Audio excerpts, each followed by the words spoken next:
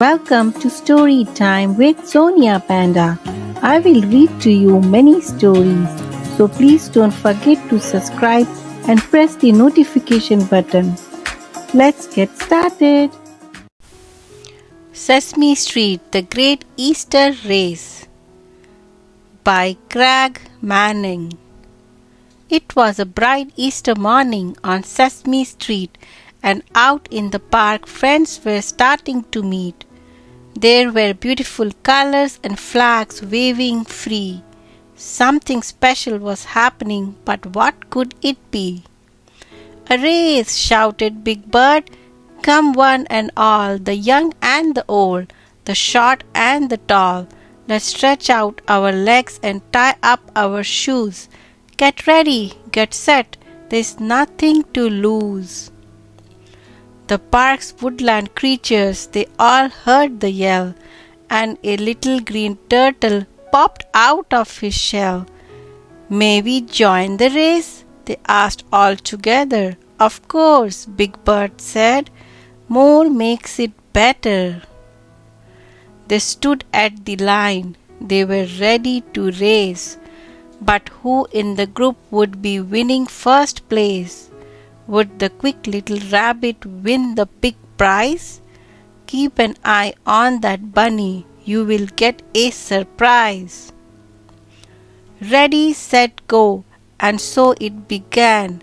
Off like a comet, the quick bunny ran. The racers gave chase, the crowd gave a cheer, and the slow little turtle he brought up the rear. Around the first bend and under a tree, Cookie Monster saw something that filled him with glee. "A basket of cookies! Me think they are for me.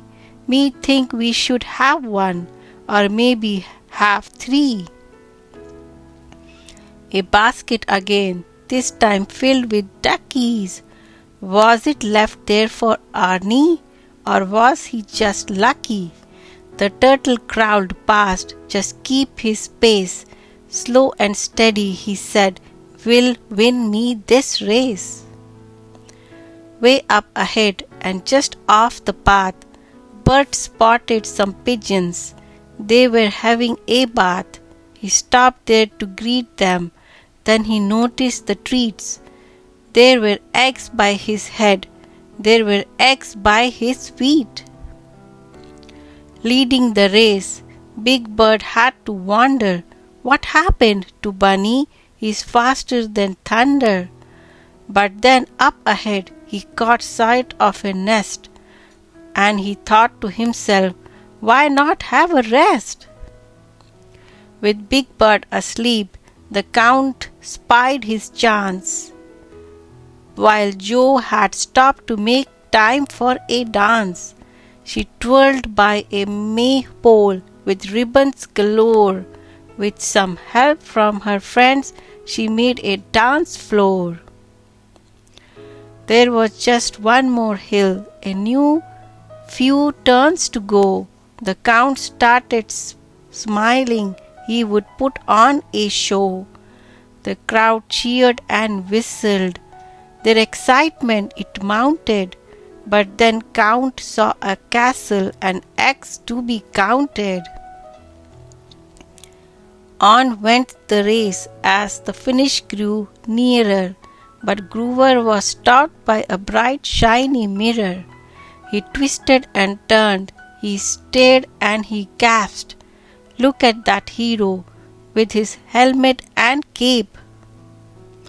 Elmo took first with a spurt to full speed, but a shiny toy struck cost him the lead. The turtle crawled on and broke through the line. With no one in sight, it was his turn to shine. Turtle the winner, Big Bird called up below, and Count led a chorus of jolly good fellow. And as for the bunny, he crossed the line last, but he gave a sly wink of his eye as he passed. for the back at the park was a wonderful scene of lollipops, chocolates, and pink jelly beans. A big celebration of colorful treats. A gift from the bunny for Sesame Street. Thanks for watching. I hope you enjoyed the story. Please don't forget to like and subscribe to Storytime with Sonia Panda to listen to more stories with me.